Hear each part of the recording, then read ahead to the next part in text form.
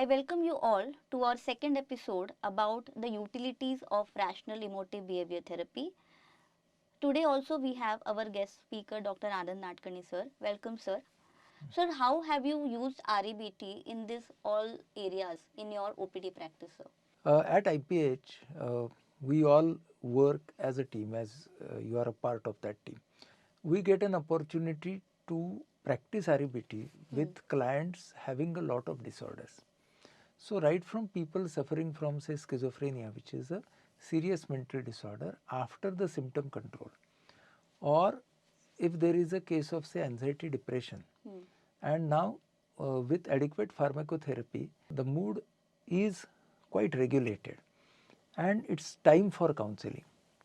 Or if it is a case of, say, alcohol dependence or drug dependence, or for that matter, a personality disorder.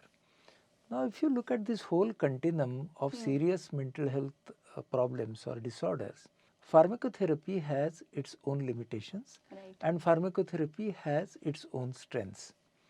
So, it's my opinion that pharmacotherapy prepares a base, and on that base, the counseling has to take over. The therapeutic work has to take over. If both approaches are used or blended, then you would get optimum benefit. Any person who comes in the disorder segment. And therefore, in the disorder segment, we at IPH, we have now kind of web work of different services. So, it has individual counseling, it has support groups, it has different community workshops, training programs, and therefore, the disorder segment gets empowered by rational emotive behavior therapy and also learns different ways to keep their symptoms under control. Effective use of REBT actually increases the compliance of medicines. True. So, we all as psychiatrists are also very happy that a person who gets training in REBT actually becomes more compliant than before, even to take medication. Right. Now, in the distress segment, at IPH, we have been working on so many relationships. Right. We have been working on with parents, marriage related relationship problems. At corporate level, the kind of communications and relationships that people have. So, managing your distress is a part where the emotional regulation in REBT, the self-acceptance part in REBT, assertive communication part in REBT. So, all these become very effective themes in the distress segment. Right. Now, the next segment is development. Now, here at IPH, we are working with so many diverse individuals and groups. We are working with athletes. So, in sports psychology, we have used REBT principles. We have used REBT principles in empowering leaders, whether they are in community or they are in corporate. So, in leadership development programs, we have used REBT principles. We have used them with teachers to empower teachers. We have used them with even women in different age groups, right from, say, perimenopausal women to people who are senior citizens. And we have used REBT for development of adolescents also and children also. So, over a wide range of applications, we have used REBT in development segment also. So, if you look at all this, it shows the strengths of rational emotive behavior therapy. It shows that it can be used with different age groups, with different problems, and even if people have different demographies, even if they have different socioeconomic strata, you can still use that.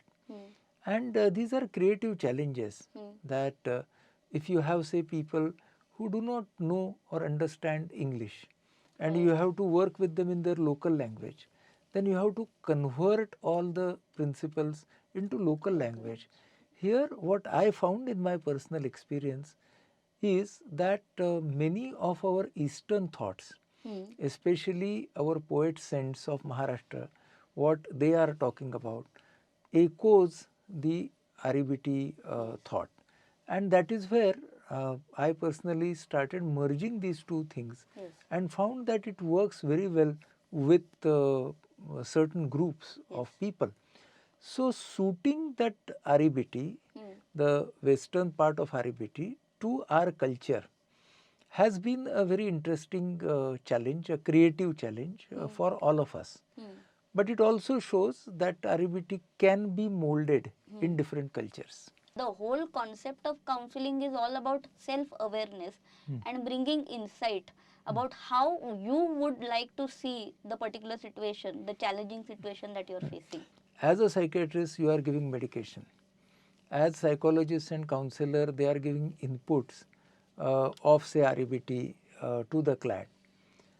There is a third dimension, and the third dimension is individual self work and self study by the client concerned. Right. And that is a very important aspect which we shouldn't forget, because many times the clients feel that therapy is a very passive process for them. You know, they are not ready to go in the depth of things. Yes. I mean, that's a human tendency that we want everything on the platter. So it's very important that the clients who are involved or who want to get involved in the therapy process, REBT is in that sense a very rigorous therapy where your self-learning is very important. Self-study is very important.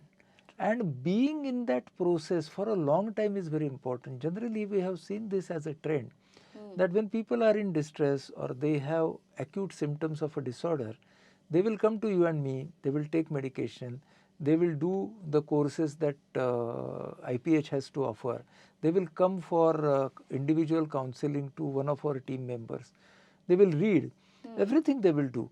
But after some time, as it happens with most human beings, you lose or you tend to lose the momentum. Right. Until the time the next calamity strikes you, Right. you know, you are again in a phase of complacency. So what is very important, which we have observed, I have observed with clients, is that people who come for say disorder, start learning REBT, come out of disorder, manage their distress, go towards development and continue that developmental process, are the people who achieve a qualitatively different status of their mind. True. And that happens not because of the psychiatrist, not because of the psychologist, but by actively pursuing the study of rational emotive behavior therapy in their life. That is where Albert Ellis says that it is a philosophy. And even I believe that we as mental health professionals, our ultimate goal is to empower our clients and make them self-sufficient to handle their own distress. Rational emotive behavior therapy is a humanistic therapy, and it believes in the human potential, but it also accepts the limitations of all of us as a human being. And it still believes in the faculty of all human beings to empower themselves, to emancipate, to self-actualize also, to take their thinking, behavior and emotions to a higher level. Why practical learning is so important in this philosophy? Only reading books can be beneficial, because that is what Ellis did. Right? Ellis did not go for counseling. Right. He only read books and he applied that knowledge to himself.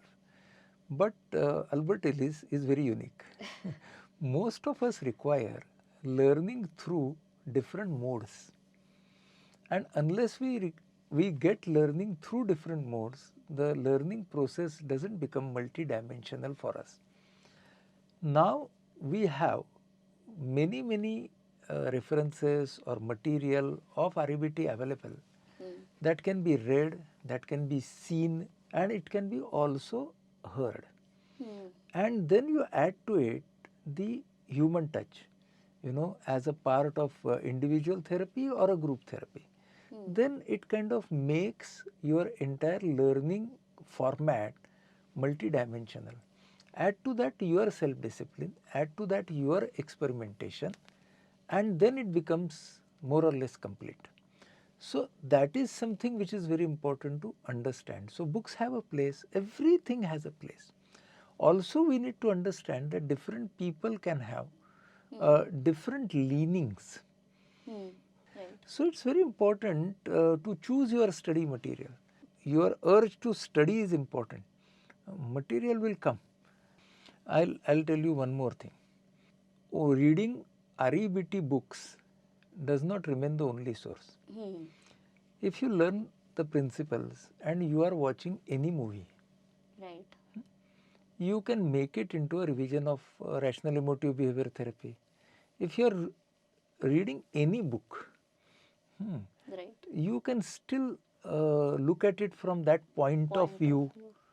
So it's very important that a point of view gets ingrained in your mind.